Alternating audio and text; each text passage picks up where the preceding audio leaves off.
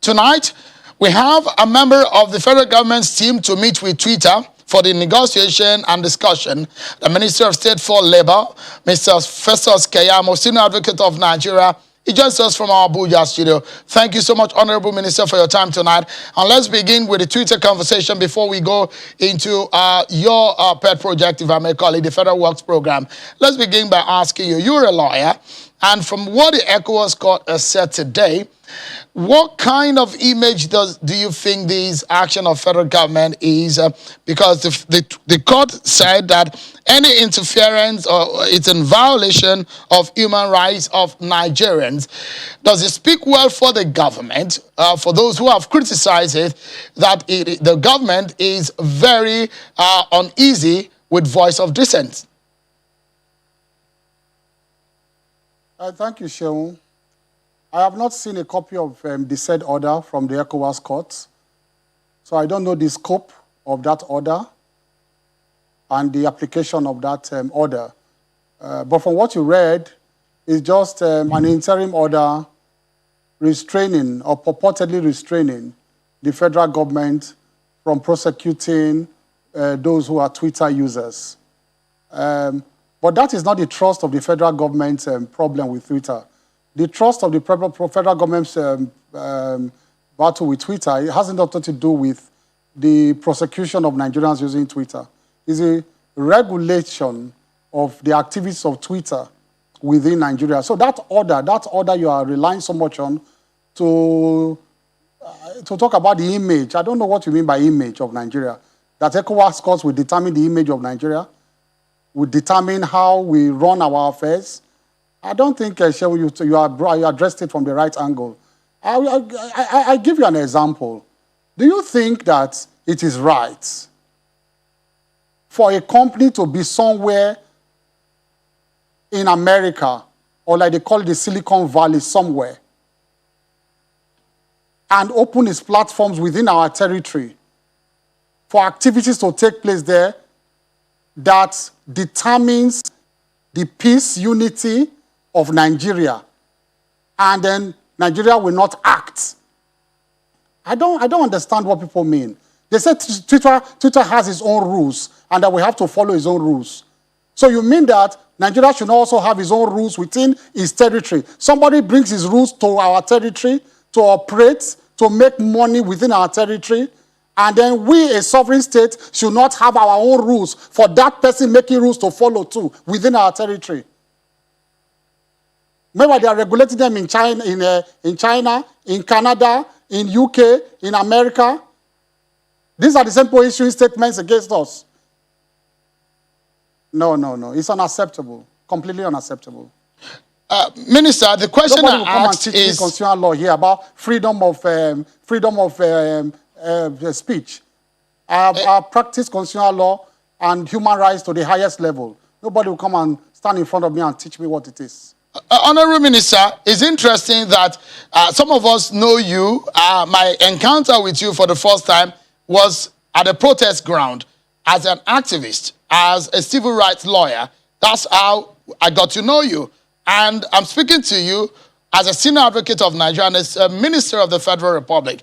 And knowing also that your political party, APC, rode on some of these social media platforms to gain prominence, to seek the votes of Nigerians, and perhaps the argument of Nigerians, what I'm bringing to you, and I'm asking you a question about, based on the judgment of the ECOWAS court, that interference and the actions of the federal government might mean that it's an inhibition of the rights of its citizens.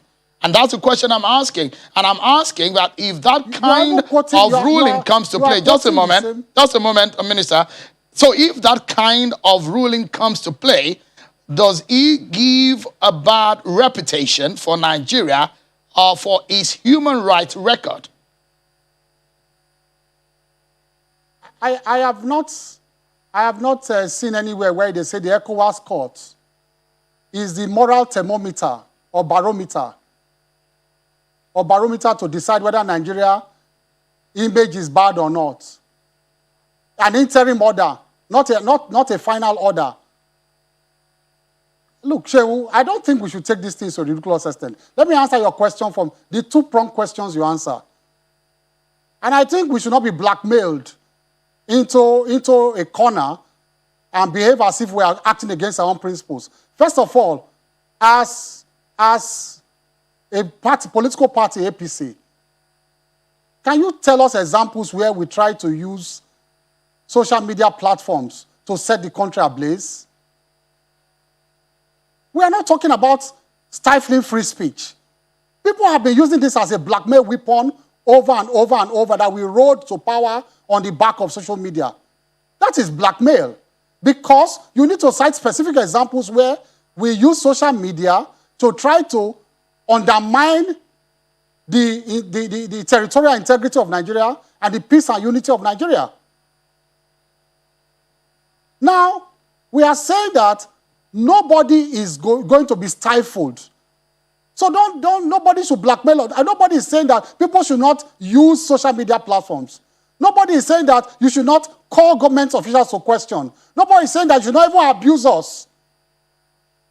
I don't speak for my colleague, for myself. I like abuse. You can abuse me as you like.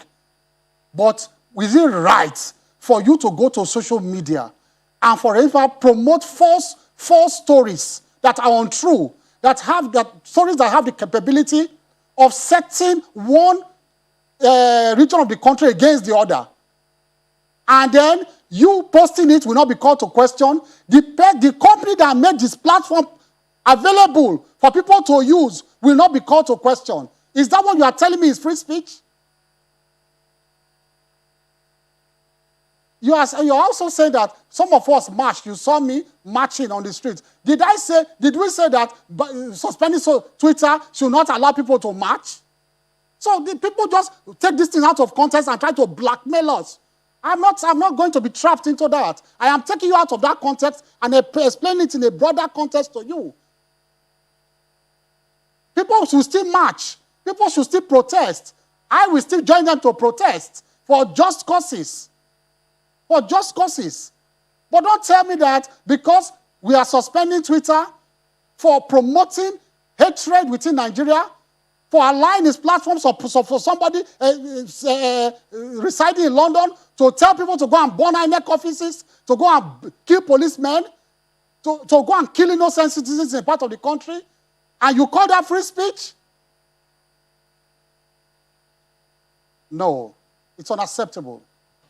All right, Minister, we take a breather, but when we come back, our attention will be on the 774,000 jobs and some of the issues I have trailed it. The Minister of Labour has summoned some banks on the disbursement of these monies. We'll find out what about that after this break, everyone. Join us again.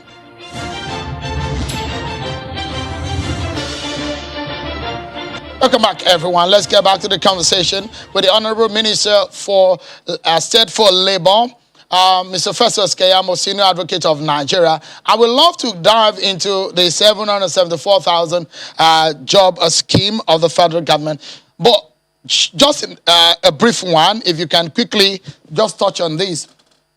If you say that suspension was okay because of those who argue that maybe suspension might not be the right thing for the federal government to do, could you tell us which part of the law under Nigerian Constitution provides for the suspension or prosecution of Nigerians using social media? And on the other hand, what will your team be discussing with Twitter when you meet them?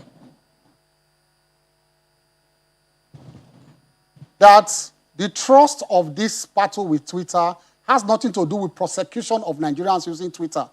So play the tape back again. I am not concerned about that.